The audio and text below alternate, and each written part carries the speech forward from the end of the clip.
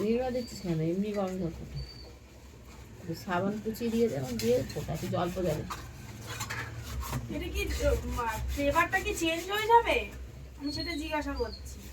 হ্যাঁ ওরাটা কি উঠবে? হ্যাঁ হ্যাঁ, ওই জন্য জল গরম বসানোর মধ্যে এবার দিয়ে দে, একটু জল দিয়ে এমনি ফুটবে আর ওগুলো উঠবে।